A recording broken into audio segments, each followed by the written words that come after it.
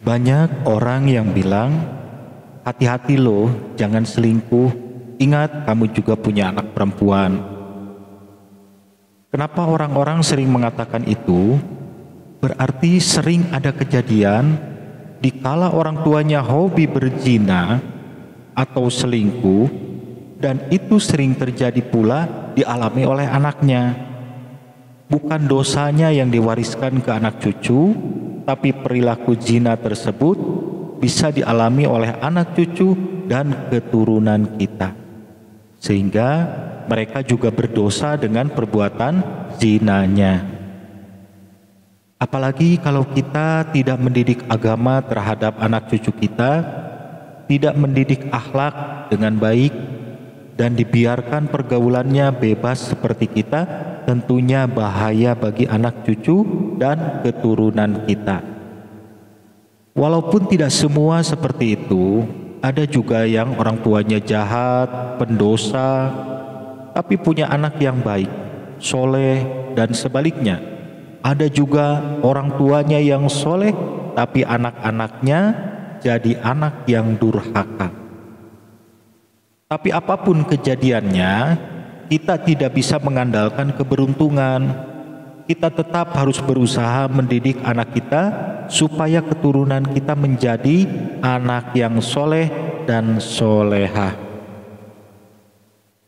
Nah, bagaimana kalau sudah terlanjur berdosa zina, apalagi sampai terjadi kehamilan, dan tentunya kita tidak mau perilaku kita menular ke anak cucu dan keturunan kita. Nah, dalam video ini akan saya sampaikan cara mengatasi bahaya dosa zina supaya tidak menular ke anak cucu.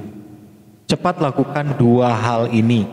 Yang pertama yaitu bertaubat.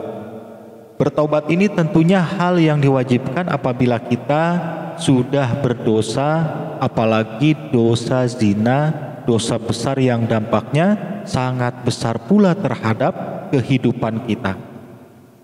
Nah, cara bertaubat dari dosa zina ini banyak caranya. Bisa dilakukan dengan cara yang lengkap, yaitu mandi taubat dan sholat taubat.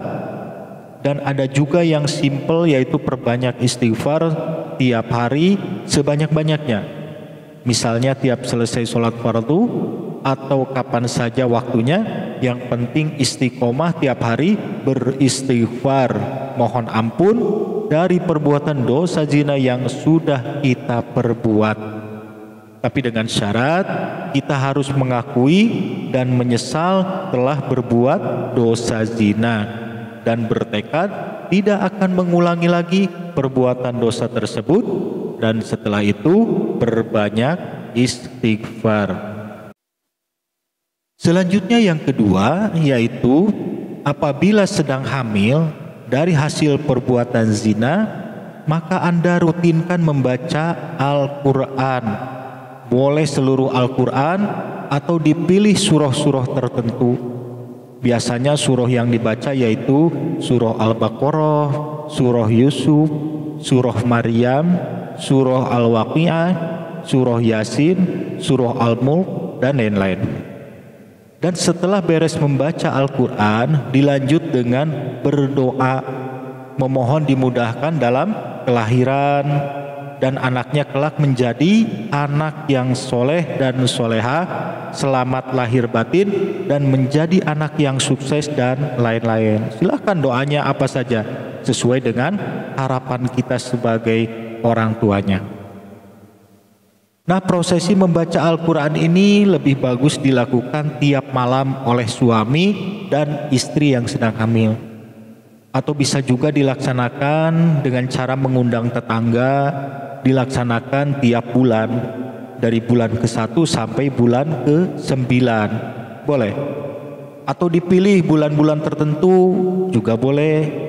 Biasanya disebut 4 bulanan, 7 bulanan, dan lain-lain. Nah, itu sangat penting karena sangat besar pengaruhnya terhadap anak kita. Jangankan anak kita hasil dari perbuatan dosa, anak hasil pernikahan sah pun sangat dianjurkan rutin membaca Al-Quran. Insya Allah anak yang dibacakan Al-Quran baik ketika masih dalam kandungan atau ketika lahir, bahkan sampai anaknya sudah dewasa, perjalanan hidupnya insya Allah soleh solehah. Nah, yang jadi pertanyaan, bagaimana kalau perbuatan zina kita itu sudah lama, sejak dulu, dan anak tersebut sudah lahir? Tidak masalah, lakukan saja dua hal yang saya sebutkan tadi.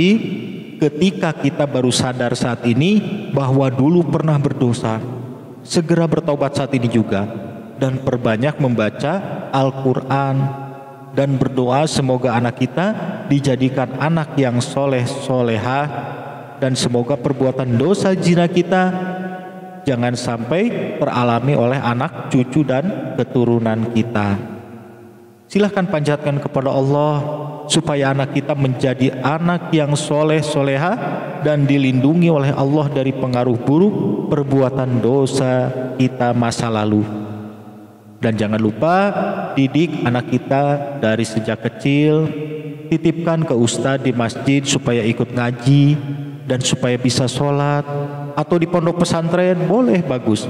Insya Allah Allah akan ridho terhadap rumah tangga kita walaupun kita punya dosa masa lalu yang sangat keji.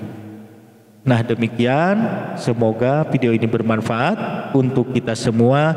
Amin.